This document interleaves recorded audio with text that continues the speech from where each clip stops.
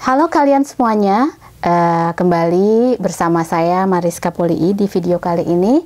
Dan untuk video kali ini saya tidak akan chit-chat dengan siapapun. Ini edisi question and answer dan hanya satu pertanyaan dari banyak teman yang bertanya kepada saya tentang bagaimana saya mengurus green card di Amerika. Saya akan berbagi dengan kalian semuanya tentang ya tidak banyak, hanya beberapa hal saja. Dan karena ya saya bukan pengacara di Amerika, saya hanya membagikan pengalaman saya. Ya, saya masih banyak belajar di sini, but I will get there. Dan saya akan berbagi dengan kalian, mudah-mudahan apa yang saya bagikan bisa bermanfaat.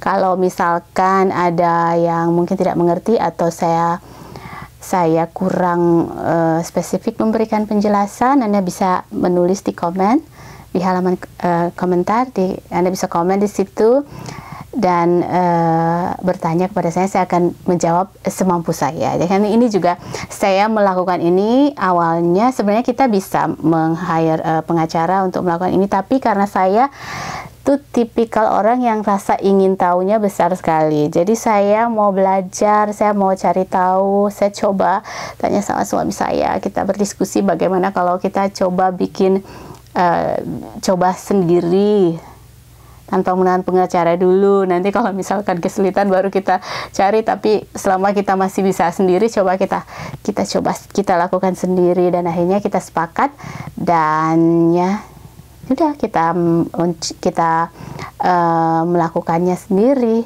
Dan ini pertama tentu kita harus ada form, ada begitu banyak form yang harus kita isi, dan itu bisa didapatkan di situs USCIS. Anda bisa cari, itu mudah ya, saya tidak perlu explain kepada Anda sekalian karena itu mudah.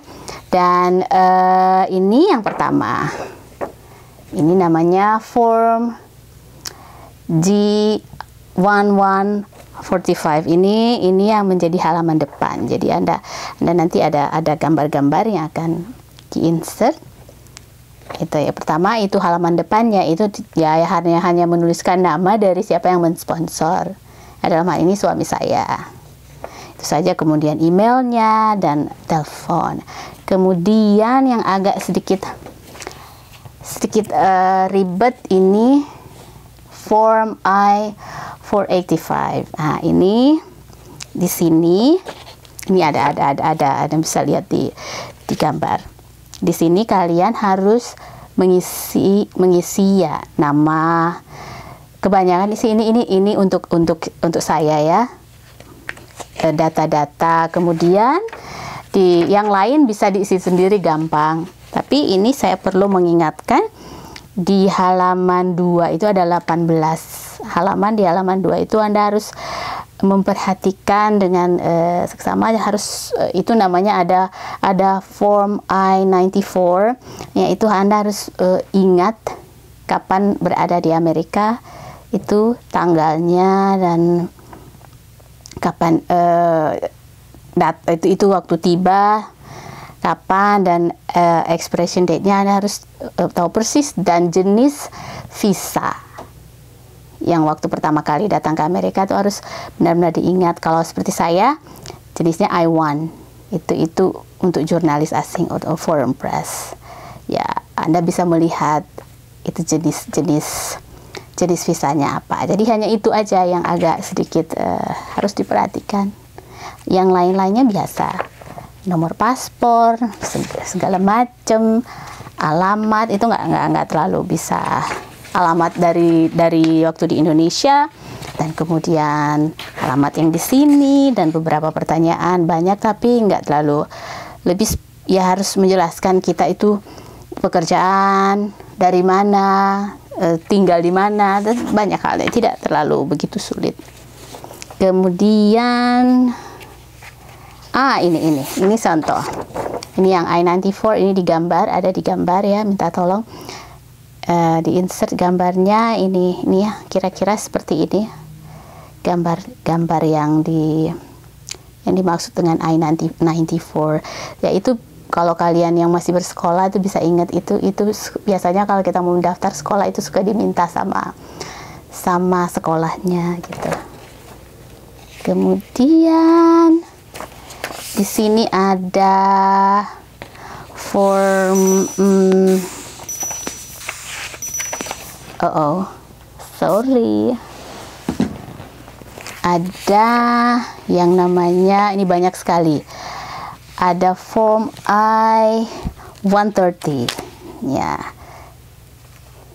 Nah ini nggak terlalu juga itu karena yang mengisi adalah data dari suami atau sponsor ya, atau sponsor. Nah, ini data-data, ini namanya form I-130. Kemudian ada form I-765. Ini untuk Anda kalau misalkan sambil menunggu green card, proses green card kalian, dan kalian ingin bekerja, sambil menunggu ingin bekerja, Anda harus mengisi ini. Dia tuh satu paket. Ini ada form I-765 dan form I-131 ya. Ini sama-sama, ini travel document. Harus mengisi itu juga tidak terlalu sulit, isinya cuma nama. Ya banyak sekali yang berulang-ulang.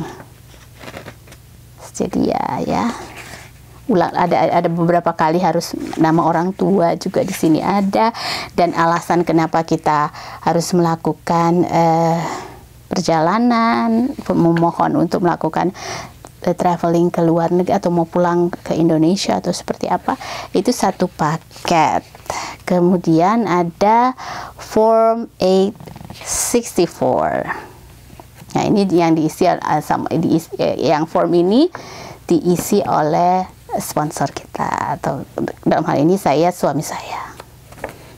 Isi semuanya kebanyakan tentang informasi tentang suami saya. Kemudian ini form I-6930 ya, ini untuk medical atau vaksin yang Anda harus lakukan untuk sebelum mendapatkan green card, harus ini dulu.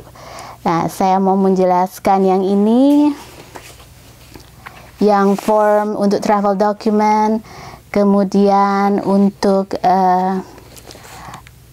employment authorization. Nah, kita mengirimkan permohonan juga.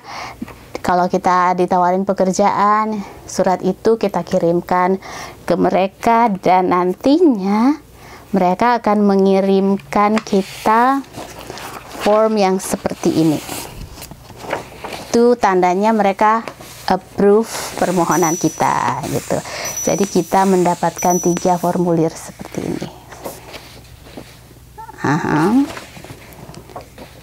Ini namanya I-797.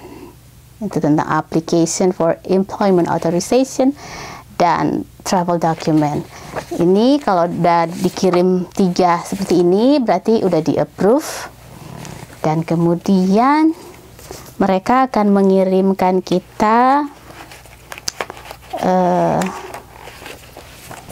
ini kartu seperti ini.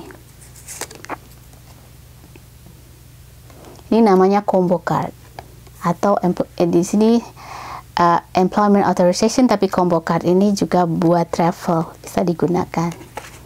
Kemudian setelah mendapatkan ini, kita nggak bisa bekerja pakai ini bukan untuk kita, ini kita tidak bisa pakai ini. Ini hanya sebagai tanda bahwa kita sudah disetujui. Kita harus menunggu ini baru bisa bekerja atau sekolah, dan kita bawa ini untuk ditukar dengan Social Security.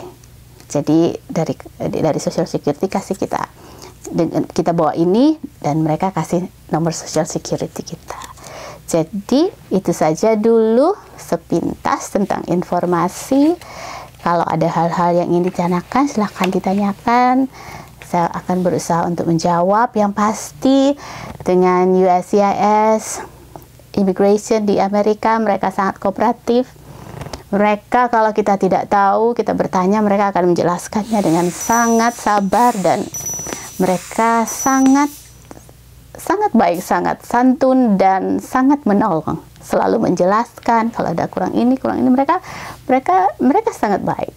Dan oke, itu saja dulu sekilas sedikit